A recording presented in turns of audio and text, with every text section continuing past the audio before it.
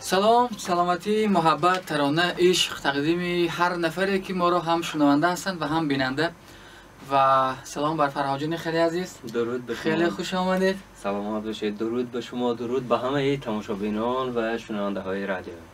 ولی خیلی خوشحالم که باز هم روبروی شما هستم و همصحبت شما هستم. تشکر. منم همچنین. طبق وعده که هفته قبلی دادیم مصلحت کردیم که هفته یک بار مستقیم صحبت میکنیم در شاهدی هم بیننده ها و هم شنونده ها و قرار است که درباره استفاده تلفن صحبت کنیم، درباره فرهنگ استفادهش صحبت کنیم، درباره این صحبت کنیم که آیا با فرزندانمان تلفن دهیم یا نه. آیا در استفاده تلفن یگان قاعده هست؟ آیا به فرزندانمان تلفن اینگونه که میتواند وارد اینترنت شود، از اینترنت استفاده کند خریده دهیم یا نه؟ اگر که تلفن دهیم از چند سالگی تلفن دهیم به فرزند؟ و یک چیز دیگه که میخوام اطرافش صحبت کنیم، زندگی بدون تلفن یا دنیای به اینترنتی چی دنیا است؟ آیا اینگونه دنیا شدنش ممکن یا نه؟ نمیدونم این صدا از کجا؟ از من تلفن میشن. میتونید شما صحبت کنید، من روم از پای حل این مشکلی. اوکی. بار دیگه سلام به همه. در مورد سوال شما که تلفن به کودکان دهیم یا ندهیم، من فکر میکنم پیش از همه ما باید این چیز برای خود ما معین کنیم که برای اگر دهیم برای چی یا اگر ندهیم برای چی. یعنی ما باید هر یکمون، هر یک نفر خودش پیش از همه داند، فهمد، معین کند که برای چی تلفن دادن در کار یا برای چی تلفن ندادن در کار.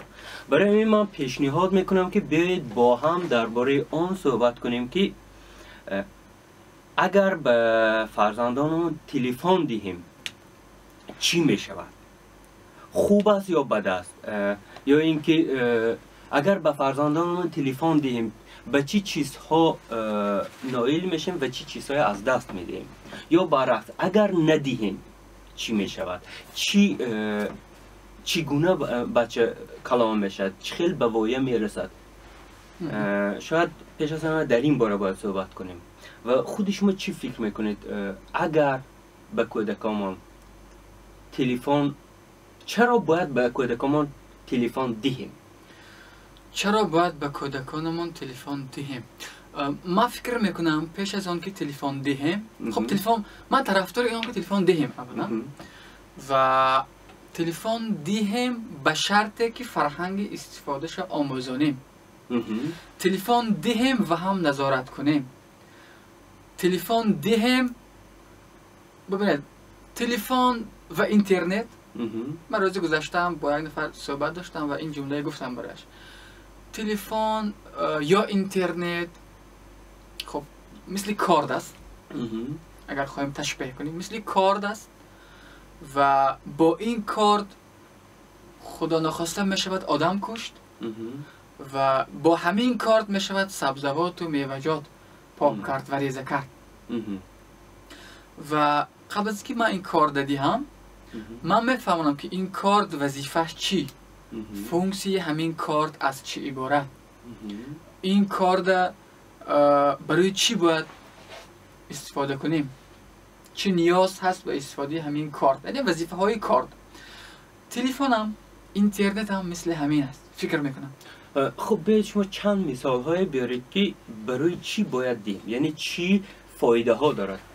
چی فایده ها دارد؟ مثلا از خودم اگر قیاس کنم، من تلفن استفاده میکنم به خاطر اینکه کاری من آسان تر شود. فرض کردیم در تلفن بعضی برنامه ها هست، فرض کردیم برنامه فرهنگ زبان تاجیکی که من قبلا گفتم بیرون از افیر، کتاب هست، کتاب های الکترونی هست. مثلا فرض کنیم معنی کیم کدام کلمه من نمیدونم، برای آنکه معنیش فهمم من دو راه دارم. یکم از تلفن استفاده میکنم، از فرهنگی که در تلفنی من هست استفاده میکنم. دوم راه هم میرم کتابخانه، فرهنگی دو جلده که حجم من بزرگ است میبرم، ورق میزنم و همون کلمه میکوبم. مثلا خوب نیست که من از تلفن استفاده کنم و همون کلمه که معنیش نمیدونم جستجویم و براحتی کاری ما آسان شد. مثلا چون ما برای کودکا در نظر داشته ایستادیم، شما با فرزندانتون تلفن میدید؟ نه کودکای من خوردن اما خوردن چند سالن؟ 5 ساله. یعنی 5 ساله خورد فکر میکنید و وای حالی هنوز برای نیاز به تلفن ندارد، اما تلفنی که من دارم همراه استفاده میکنیم. گاه فیلم تصویری تماشا میکنیم، گاه چیزهایی که من تماشا میکنم و هم تماشا میکنم. اما مخصوص علاوه تلفن نخریدم و نبردم و ندادم. یعنی شما هنوز هم باور دارید که وای هنوز خورد است و حالی دادن لازم نیست. خب این یه بحث دیگر. من فقط میخوام فهمم که گوییم برای کودکا چی منفعت ها دارد تلفن دادن؟ چی منفعت ها دارد؟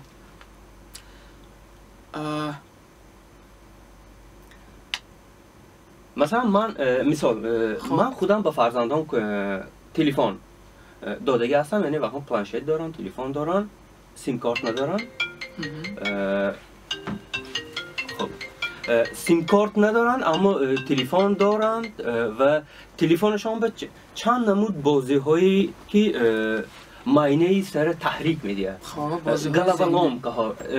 بازی های ذهنی دارن، یک چند فیلم های تصویری به زبان انگلیسی دارن. فقط به زبان انگلیسی. شرط همین است که فیلم های تصویری تماشا کردن ممکن، هدف زبان فقط به زبان انگلیسی. هدف زبان انگلیسی آموختن. چون پیش از این قبلا بچه های ما زبان روسی آموختن از فیلم های تصویری. مثلا از کودکای من راحت با روسی صحبت میکنن، یگان علاوگی نخوندن، فقط از فیلم های تصویری. خلاصه کردم که خوب مادامی که فیلم تصویری برای اینها زبان آموخته میتواند، پس چرا زبان انگلیسی نآموزند؟ به همین واسطه. و خدا رو شکر کودک‌ها حاضر خیلی چیزایی یاد گرفتن، کم کم فکراشون میگوین البته به زبان انگلیسی و عجیبش این که با اکسنتی انگلیسی. خب یعنی ما این تلفن و این پلنشت هایی که برای کودکان ما دادیم، ما این تنها به خاطر چیزش، برای رشدش استفاده میکنیم. بخشش فیلم های تصویری که تماشا میکنن کودکاش انتخاب خودشان هست یا انتخاب شما؟ ما همراه انتخاب میکنیم. ما چه خیلی انتخاب میکنیم؟ مثلا ما از تلفنی من اسکچ میکنیم. خب با هم میشینیم. مثلا وایهان مثلا هر هفته دو تاگی وای دارن، شانس دارن، دو تاگی مولت فیلم انتخاب میکنن. وقتی من میرم با هم میشینیم، مثلا هر یکش میگه 3 فرزند دارم و هر یکش برای خودش دو تاگی انتخاب میکنه. طول هفته همون رو تماشا میکنن یک چند باری. خودشون یعنی ما مصلحت کار انتخاب میکنیم. مثلا بعضا میگه که فلان مولت فیلم میخواهم و هم میگم که نه بچم این حالی بر وقت، حالی این به نرسیدی. یعنی هم خیلی ویا طلبات ها هست. به تصور میکنیم دنیای بی تلفنی آیا امکان دارد که ما بی تلفن باشیم؟ نه حالی اینجا نرسیم. حالی جواب اینشه چرا باید ندهیم؟ چرا باید ندهیم؟ و خب چرا باید ندهیم؟ به میلیون سبب هست که نباید دهیم تلفن. نه نباید دهیم. نه من گفتن میخوام که ما باید دانیم که تلفن دادن چه خوبی ها دارد چه بدی ها دارد و ندادن چه خوبی ها دارد چه بدی ها. مثلا من طرفداری آن که ما تلفن دهیم، اما بغیر از تلفن نباید یگانه چیزی باشد که وای ها از سحر تا بیگاه مشغول باشن. یعنی تلفنی که ما میدهیم کیم کدام وای های داشته باشد، معیار پایده های، مثلا در یک روز یک چند ساعت استفادهش ممکن باشد، استفاده چیز. و مثلا داخل اون تلفن مثلا اگر نوادا شاید در بعضی خانه ها هست وای فای داشته باشن، یگان چهارچوبه های داشته باشد که مثلا به هر کجایی که میخواهد در آمده نتواند. به همین مانند وای ها، یعنی محدودیت ها داشته باشد. چرا باید ندهیم؟ خب اولین چیزی که من فکر میکنم ندهیم ما با گفتم. خب اگر پیش از همه ما باید یگانه چیزی که باید رعایت کنیم معیار. تلفن هم این مثل الکل، مثل نیکوتین، مثل چیزهای دیگر زویسیمست ایجاد میکنه، وابستگی دارد، وابسته شدنش ممکن.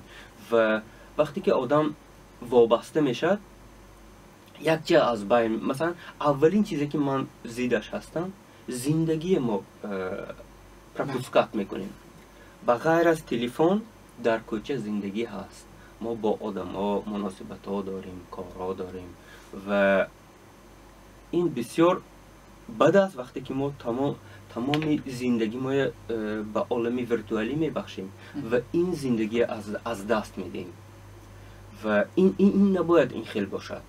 یعنی همه چیز باید معیار باشد. ما باید دانیم که چند ساعت چقدر برای خود ما و برای کودکان که ما تلفن میدیم چی کنیم. یعنی محدودیت ها داشته باشیم، معیارها داشته باشیم. خوب درباره اون که سلامتیش چقدر ضرر میبیند، وقتی که مثلا فرض کنیم کودکا زیاد شینن چشمشون کم نور میشد. ببینید بسیار از کودکای خرد علاقه با عینک دارن هم بغیر از چشمشون، چون وای ها زیاد کم حرکت میستن، این به ساختاری چیزشان فیزیولوژیشان ضرر داره و از این هم سخت‌ترش معاینه‌شان.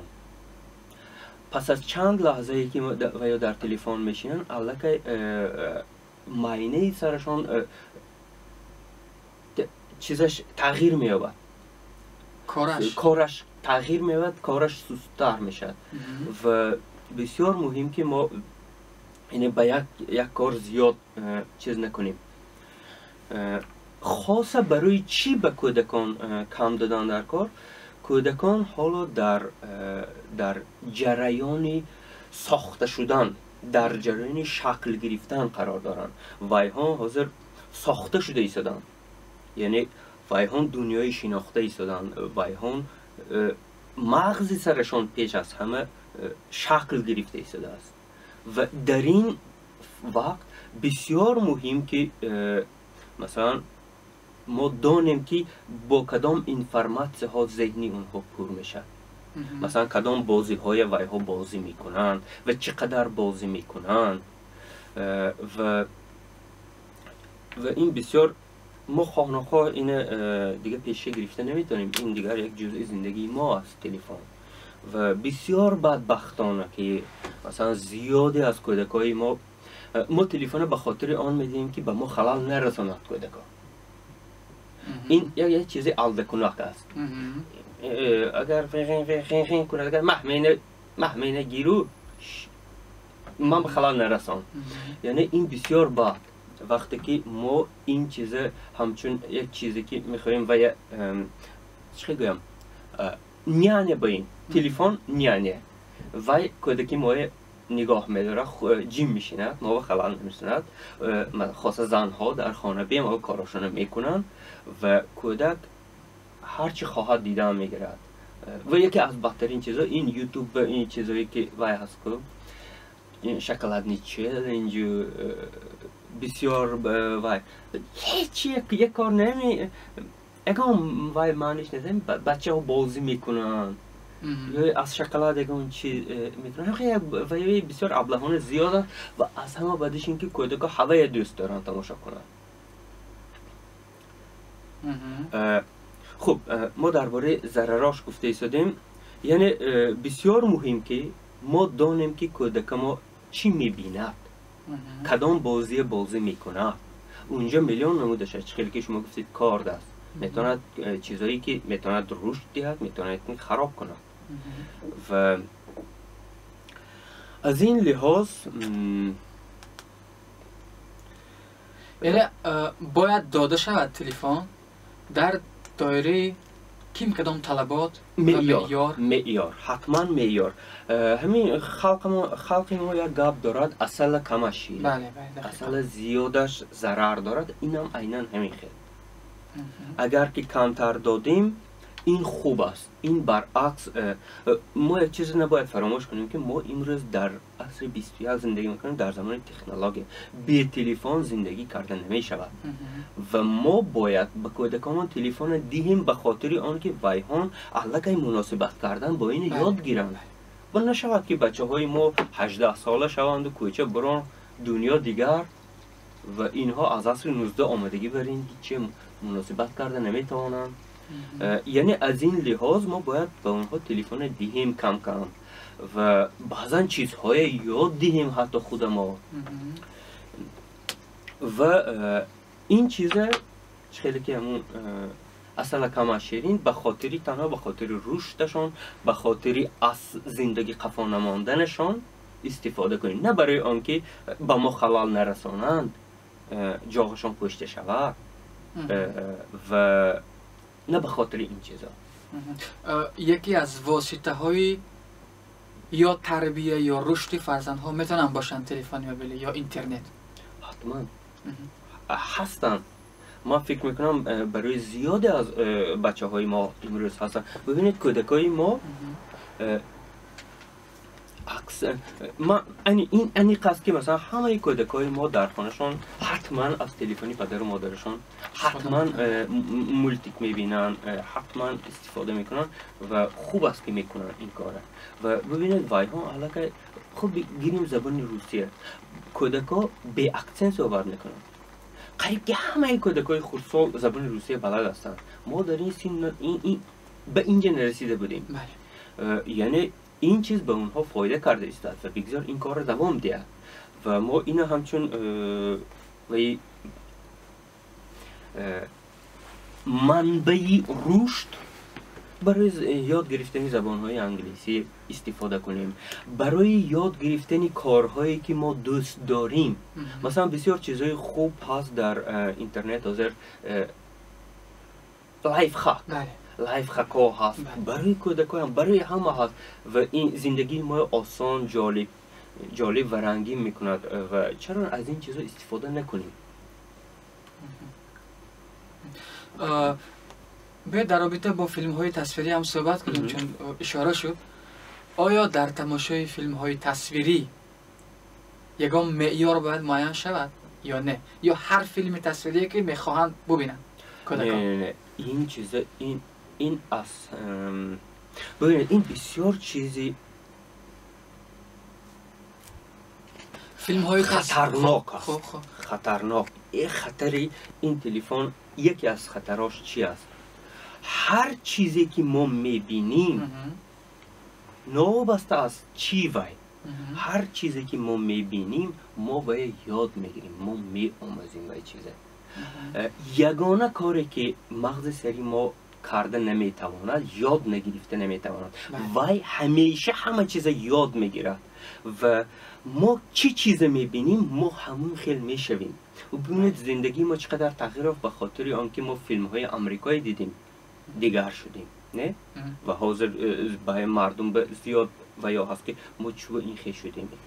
این از اون که ما چی چیزایی دیده کلان شدیم و اکنون این در دست ما است که ما برای کودکان ما چی چیزایی نشان میدهیم. این حتما باید خودی اول پدر و مادر دید، اول خودتان ببینید دوستای عزیز. اگر حتی نمیبینید، اگر برای دیدن امکان ندارید، حداقل 5 دقیقه وقت صرف کنید ببینید، از گوگل خوانید که درباره چی است این مولت فیلم یا این فیلم، درباره چی است. یک چند تا اتزوای خوانید که چی موضوع بررسی میشه، چی یعنی ما فرزندان مغز سرشون با چی پر میکنیم. ما اینو باید دانیم. یعنی این چیز نباید شکلات نی چالش پر کند مغز سری کودکای ما یا کیم کدام کودکا این طرف به این طرف بیهوده داده کرده گشته نشان پر کند. ما باید چیزهایی نشان دیم که ما باید همون چیزهایی نشان دیم که میخوایم کودکای ما همین باشن. ولی حتی بازی هایی که در تلفن ها هست، حتما این یکی از مهمترین، مثلا میلیون بازی های و بازی های ابلهانه از حد زیاد و از همه جالب ترین بازی ها این بازی های همون ابلهانه است که چی است و ما باید دانیم که کدام بازی های در چیزشان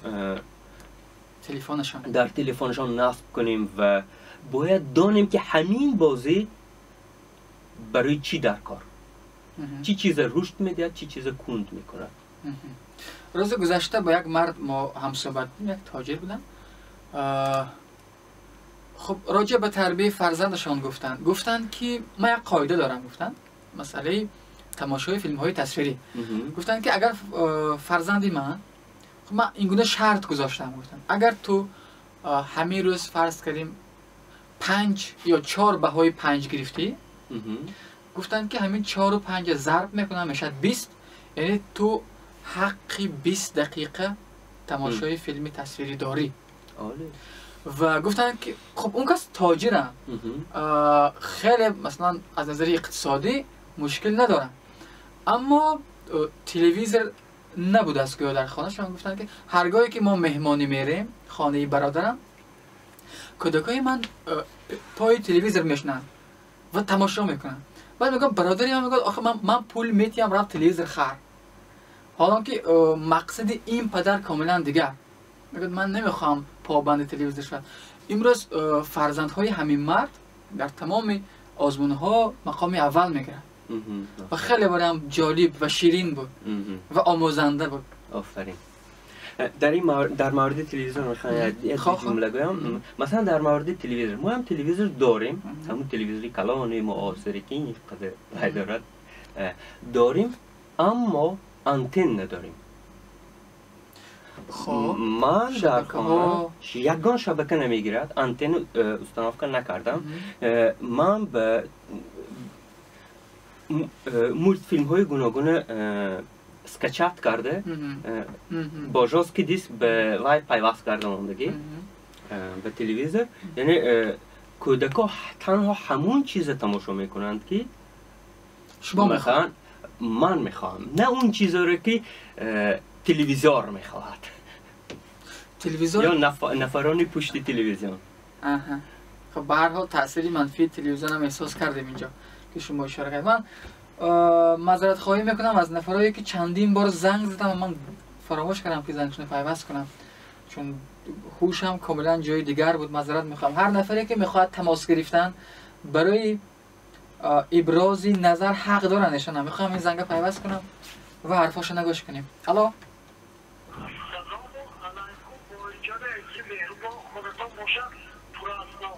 سلامت باشید، موفق باشید، شبتان خوش. بفرمایید.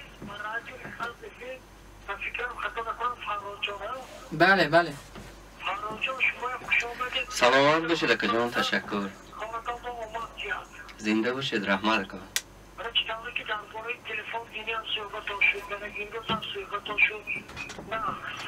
زنانش هم هست، امیدش هم هست. شما در بالا چی کردید که حاضر از تگم بچه ها با کفا نشیدم روی چشمشون خیرش ساز همه حسابی تلفن حاضر باور کنید همین 4 ساله بچه ها تلفن گرفته گریه میکنن، مجبور پدر و مادر یا باباش یکی با تلفن خم شرافیسته همین تلفن داخل شده اشتانه که کار دارید کوبیک روبیک هست، هرگله بازی ها هست سنی اینترنت هست، همون اینترنت ها میدارن چیزایی فایده مکا میگیرن.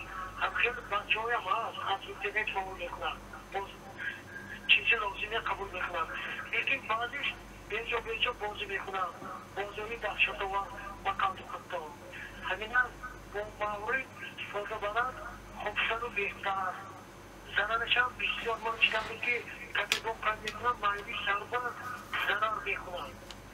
بله. شما برکتی کار تنی سیاس خاطری جان زنده باشید.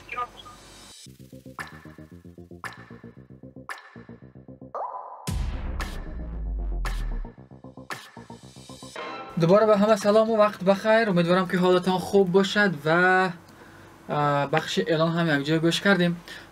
بید یک شنونده یک اشاره کردم به یک موضوع بسیار خوب. گفتن که ما زمانی که کودک گریه میکند ما تلفن میدیم، یعنی راهی آرام کردن کودک به واسطه تلفن ما میبینیم. خب دیگه اقرار شدیم که عیب خودمون است. به نظر شما چیکار باید کنیم؟ راه های آرام کردن کودک غیر از تلفن دادن با چی میتوند باشه؟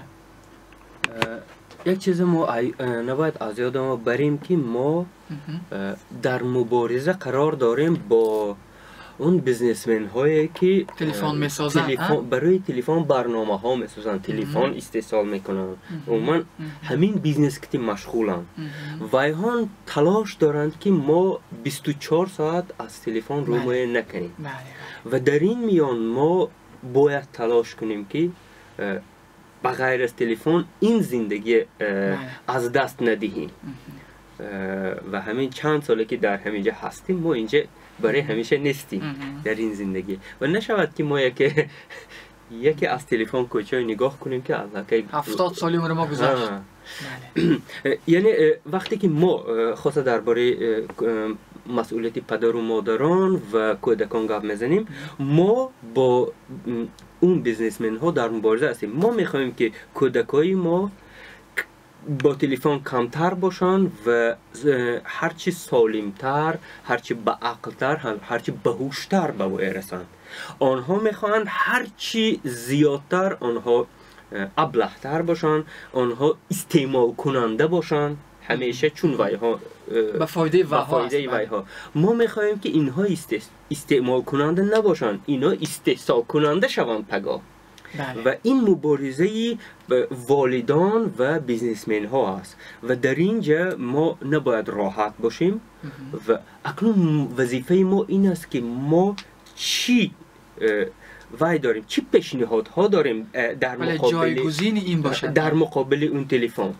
وای ها هر روز برای بچه های ما چیزهای جالب ایجاد میکنن. ما چی چیز جالب برای وها پیشنهاد کرده میتونیم و ما باید این هر یک ما خودمو در این باره فکر کنیم و خودمو باید کاری کنیم که کودکان با چیز دیگر مشغول نگاه داشته توانیم. و یک چیز دیگری که باید کنیم، ما خودمو اول باید دیگر شویم. ببینید مثلا نمیشد که ما برای کودکان بگیم که نه تلفن تو ممکن نه، گوییم خودمو از صبح تا شام در روی تلفن باشیم.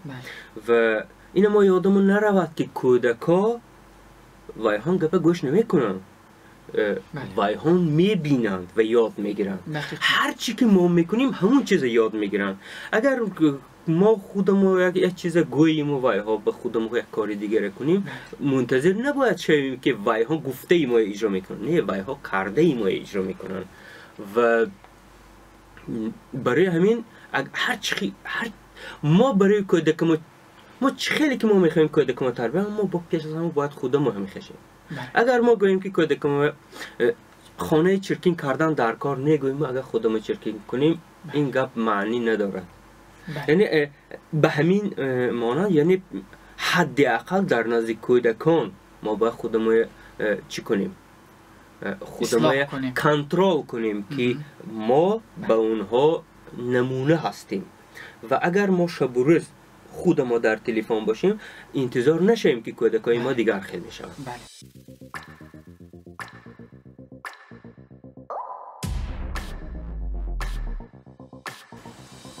چی نظر دارید؟ آیا خواننده های مکتب از تلفن استفاده کنند؟ آیا تلفن موبیلی مکتب برند یا نه؟ آیا تلفن میتونه یک واسطه آموزش باشه، هم در مکتب هم بیرون از مکتب؟ هرچند آره من میدونم فرمانی وزیر معارف هم هست که استفاده تلفن های موبیل در مکتب ها من است. آره من با خبرم و منم فکر میکنم استفاده تلفن در مکتب من است، نه بردنش.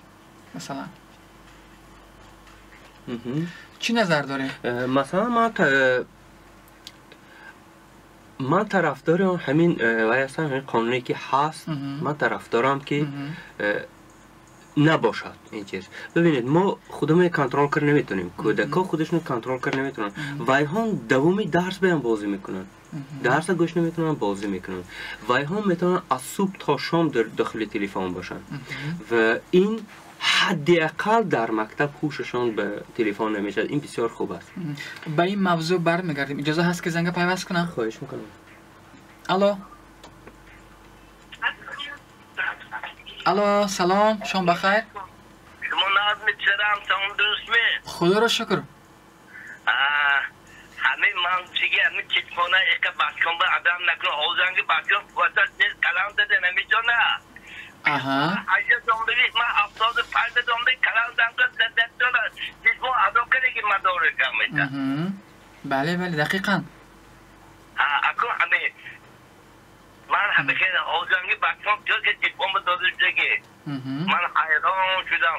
من اومد نمیکفم اومد خوندمتی چیزمان های من از بحث کنم همه اجتماع زن بچکانو کوچنده همه چیزمان باید خوری کنی. بله سلامت باشید. شما هم همچنین. خیلی خوشحالم از زنگتان و از این پیام. جالب است واقعا. مثلا ما از کار جسمانی محروم میشیم، ما از آب و تاب بدن محروم میشیم زمانی که پابندی تلفن و پابندی بازی های تلفن میشیم. درست است و بحثی من و شما تمام همین روز همین است که چیکار کنیم که تلفن از تلفن به تلفن زندگی کردن نمیتونیم، این فهمه، اما چیکار کنیم که تلفن هم استفاده کنیم برای منفعت ما، اما بغیر از تلفن دیگر کار هم کنیم، مثلا جسممو رشد دهیم و اومد دیگر کار زندگی هم فراموش نکنیم بغیر از تلفن. یک پیام از اینستاگرام میخوام خانم. من نفر نوشتن که در روسیه با واسطه تلفن درس میکنن بچه‌ها، حتی به معلم هایشان استفادهش اجازه است و یعنی میتونه تلفن واسطه درس تیار کنی باشد برای خواننده مکتب. میتواند باشد برای آنکه حاضر میلیون تا مکتب های آنلاینی هستند و من و شما هم از جمله ختم کرده های یک چند مکتب های آنلاینی هستیم. یعنی ما هر روز از آنلاین درس ها یک چیزای می آموزیم و این کار کرد نمیتونیم که یعنی تلفن میتواند یک چیز آموزشی در مکتب باشد. اما این یک چیز دیگرش هست که چخیل کنیم که مثلا وقتی ما در مکتب هستیم معلم زنده هست و از این هرچی که هست از این معلم زنده برداشت کنیم و خب اگر لازم شد همین موضوع چقدر آموختن بگاه رفته آنلاین از یک معلم دیگر چقدر آموزیم و یعنی یک کار نکنیم که به خاطر مکتبای آنلاین این زندگی، این معلم زنده، این مکتبی که حاضر داریم این از دستیم و این بچه ها نمیفهمند، این نفرای میفهمند که ببینید مثلا وایده همسینفا بعدی اون که چند سال بعد تمام میکنن کلام میشونن، مثلا من و شما وقتی با همسینفا میشینیم چقدر خاطره ها داریم نه؟ بله. و چقدر خاطره های خوب داریم و ما میتونیم ساعت ها به یاد ما بیاریم و لحظه ها ما گوارا کنیم. چه میشد اگر ما گوییم که یعنی اگر ببینید مکتب خودش چقدر خاطره ها دارد و زندگی در مکتب یک عالمی بسیار عجایب است و این از دست دادن در کار نه به خاطر تلفن. منظور من یک چیزی دیگر بود. مثلا آموزگارها یک اصطلاح دارن به نام عیانیت. مثلا پروژکتور استفاده میکنن، گاه تلویزیون استفاده میکردم من خودم در مکتب زمانی که معلم بودم. میشه تلفن هم همچون عیانیت استفاده کرد؟ چرا نه؟ این است من فکر میکنم هست. ما حتی در این باره ما نمیدونیم که امروز در مکتب چقدر درس میگذارن، اما من فکر نمی کنم که همون معلم هایی که مثلا با همین تلفن شب و روز زندگی میکنن این هیچ ممکن نیست که وای ها درباره کسب خودشون از تلفن کدام چیزها رو نآموزن و ما همیشه عادت داریم که اگر یک چیز آموختیم حتما با یکم کس تقسیم میکنیم و این هیچ ممکن نیست که معلم هایی که از تلفن چیز میآموزن با بچه هاشون تقسیم نکنن. من فکر میکنم شاید همین چیز هست فقط ما نمیدونیم. مثلا تصور میکنیم فن ادبیات است، فرض کنیم موضوع عینی، استاد عینی موضوع است. وقتی معلم میگه که تو کتاب عینی رفته خوانده بیا، شاید این کارا نمیکنن بچه ها خواننده های مکتب. خب دیگه ما تنبلیم واقعا، ما کتاب نمیخوانیم. میشد اگر گوییم که کتاب عینی را مثلا بارگیری کن یا به قول معروف کتاب عینی را سکچت کن به تلفنت و از روی تلفنت خوان. فکر نمیکنید که با همین راه کتاب میخواند بچه ها؟ نه. از تلفن کتاب میخواند؟ نمیخواند؟ نه. من فکر میکنم یگانه سببی که آدم کتاب میخواند، کتاب خواندن آسان نیست جوره. و یگانه سببی که آدم میتواند کتاب خواند وی میداند که برای چی میخواند. برای چی ضرورتی کتاب خواندن وقتی که وی میفهمد میداند وی بعد کتاب میخواند. دیگر یگان چیز نمیتواند تحریک دیاد آدم به خاطر کتاب. ها میتواند 10 دقیقه 10 صفحه از تلفن خواند و بعدا به اینستاگرام گذاره و به همین طور دیگر به همون کتاب بر نگردد در تلفن. یعنی من فکر نمی کنم که در تلفن کتاب خواندن این میتواند تحریک دهنده دعوت به کتاب خوانی باشه.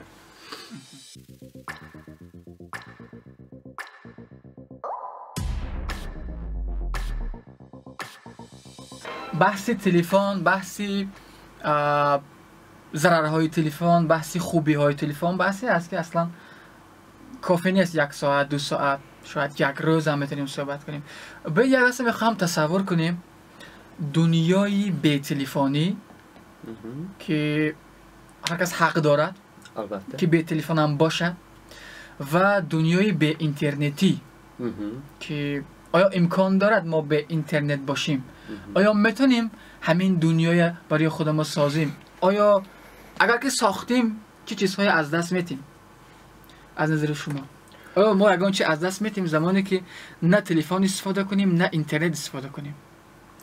چی از دست میتیم؟ من فکر میکنم که برای این خیلی زندگی نباید اینجا زندگی کنیم.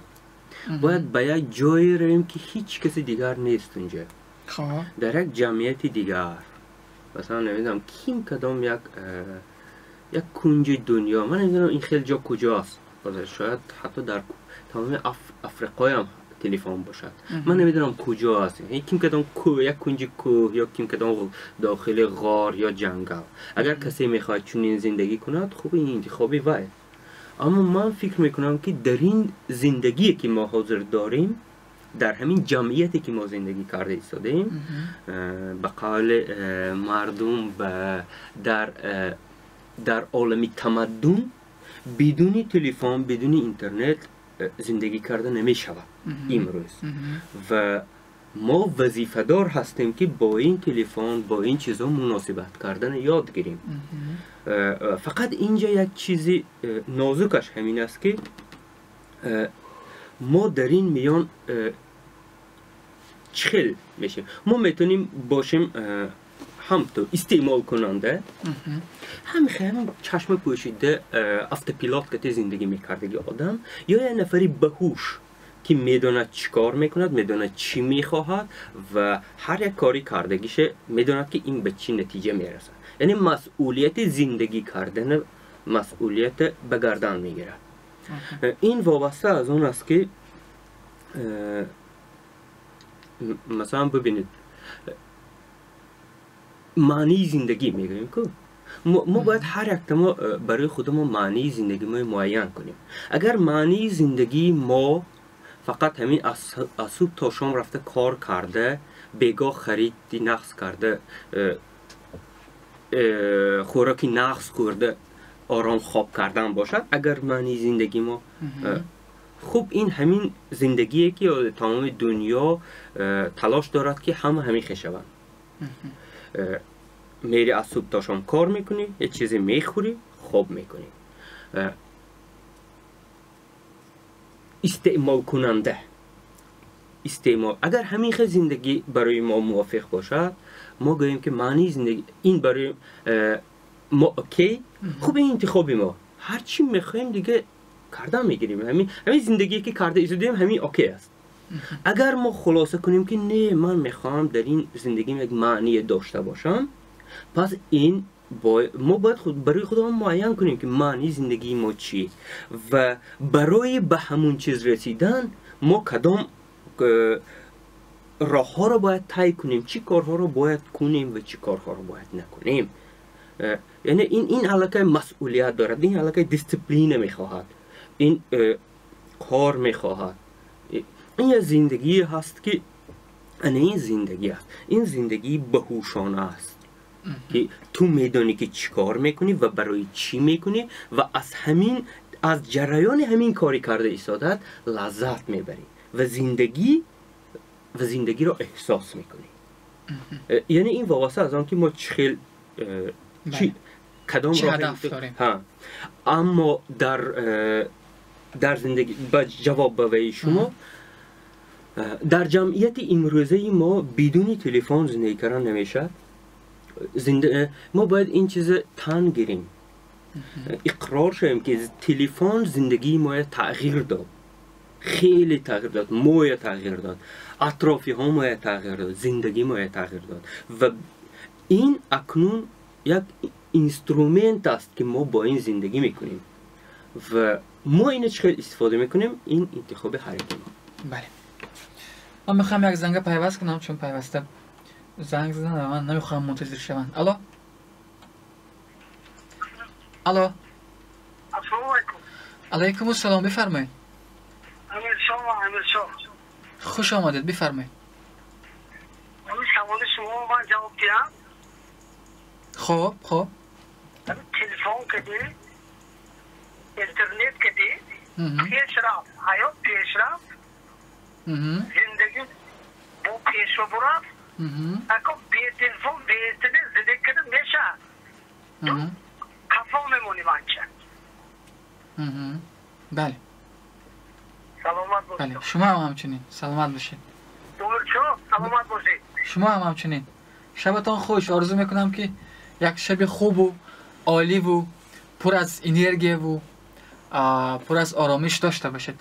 من میخوام یک نظر کنم به صفحه واتساپ که مردم چه چیزها نوشتن برای ما و اگر پیامی است که مربوط این موضوع میخوانم، اگر پیامی که مربوط این موضوع نیست نمیخوانم و من امیدوارم که اگر نخواندم ناراحت نمیشن. تلاش میکنم پیام های عیناً خوانم، چون امروز من نفر ایراد گرفتن، شکایت کردن که چرا پیام های ما عیناً نمیخوانی. من گاه آخر مضمونا قصه میکنم، عیناً نمیخوام. تلاش میکنم که عیناً خوانم. این پیامی که آمد: سلام باهر جان، این برنامه تا معقول شد. همین پسرچم همین مولتفیلم تماشا کردن در تلویزیون تاجیکی روسی ارالش گپ میزدگی شد. یک تا چیز به اهمیت تیم باهر جان، خلق همون مولتفیلمنگی مثلا بعضی آوازاش گاه میکنه. برای همین پسرچم از تلویزیون و تلفن دور کرده ایستادم. حاضر این پیشش را نگیریم عذاب خودم و پدر و مادرم میشده است. همین را فهمیدم. خب به هر حال پیام روان کردن و تشکر میکنم که با ما هستند و در رابطه با این موضوع پیام روان کردن. یعنی تأثیری فیلم های تصویری احساس کردنشان و راجع به زبان هم اشاره هم کنیم. مثلا آره من میدونم شاید امروز زبان تاجیکی برای بعضی ها نان نمیبرد، پول نمیبرد، شاید اشتباه کنم. آره من میدونم امروز ما فرزندهامون تلاش میکنیم که به کودکستان‌های روسی دهیم، تلاش میکنیم که به مکتب‌های روسی دهیم برای آنکه زبان روسی به درد میخورد. من میدونم، اما نمیدونم چرا میخوام زبان تاجیکی هم پهلویش داشته باشیم. برای آنکه زبانی ما هست حتما باید داشته باشیم. حتما باید برای من شما باید حتما داشته باشیم. هستن نفرایی که میگن هستن نفرایی که میگن نه زبان تاجیکی دوم درجه است. در متن همین نمیدونم خانم جنابان در متن همین چیزی جالب است، گفتن که من فهمیدم که بچم خلقای همون مولتیکانگی تکرار میکردگی شد. قهرمان‌های فیلم‌های تصویری این بسیار عالی است که شما این چیز فهمیدید و شما اکنون میتونید این انتخاب همچون یک اینسترومنتی زور برای رشد دادن بچه‌تان استفاده کنید و انتخاب کرده همون مولت فیلم‌های منید که میخواهید بچه‌تان همون خوش شود. پیام دیگر: سلام باهر جان، این کس کی؟ ما به وقت ماندیم، دیر آمدیم، بخشش. خودتان خاطر معرفی کنید فرهاد جان، کی هستش؟ خوب، من فرهاد غفارپور، هنرمند تئاتر و سینما هستم. در تئاتر کار میکنم، فیلم میسازم همراه بچه‌ها، برای فرهنگ کشور زحمت میکشیم. خب یک نفر دیگه نوشتن که سلام بابا جان، ما یک زمان با این شنونده بحث داشتیم راجع به این که من گفتم من گاه یک موی سفید 76 ساله میشم که گویا نصیحتگرم، این گونه حادثه ها شده بود. به خاطر نوشتن که سلام بابا جان، درود بر شما و به حیثی نمیدونم به حیثی یک نبیره خیلی محبت دارم برای شما. خب دیگه پیام ها درخواستی سرود است. من تلاش میکنم که این سرودهای رای خط کنم به دست احسان جان سپارم و این مردم درخواستشون اجرا کنن، به دردشان خورن. میتونیم برنامه جمع بست کنیم در دو سه جمله. خب چگونه بود برای شما صحبت امروزه؟ فکر میکنم بد نبود، چون روزهای دیگر چند چیزهای برای وقتی میگوییم خودمون هم کشف میکنیم. برای حتما این کار باید حتما چند چیزهایی بود که برای خود من هم جالب بود و من امیدوارم که برای شنونده هام برای تماشاچی هام یک چیزی بیهوده نبود. اگر شنونده ها فکر کنند که باور کنند که همین وقتی که با ما گذراندن بیهوده نبود، من بسیار خودم خوشبخت احساس میکنم و فکر میکنم شما همچنین. دقیقاً. و تمنا میکنم که به همشان زنده و سلامت باشن و یادشان نرود که همیشه به هوش باشن و این زندگی که بسیار خوبی ها و بدی های زیاد دارد، در این میان خوابشان نبرند، به هوش باشند و خاصه در مورد تربیه فرزندشان مسئولیت به دوش گیرند و همون بچه های را به وای رسانند که میخواهند. بله. تشکری خاص دارم از هر نفری که طول این 1 ساعت و 15 دقیقه با ما بود. تشکر میکنم از نفرایی که ما را بدتر تماشا میکنند، شاید طریق صفحه یوتیوب. امیدوارم و آرزو میکنم که هر صحبت های ما اولا برای خودمان مفید باشد و بعدا برای شما هم مفید باشد. اگر که مفید نیست این صحبت های ما باید قطع شود یک روزی. خب ما ببینیم تا کجا میریم، ما با این صحبت ها ما تا کجا میریم. اگر روزی احساس کردیم که این صحبت های ما بیفایده است، ما دیگر صحبت نمی کنیم. اگر احساس کردیم که بیهوده است، ما صحبت نمی کنیم. درست است. دیگه براتون به خدا پدرود، هم برای بیننده ها و هم برای شنونده ها.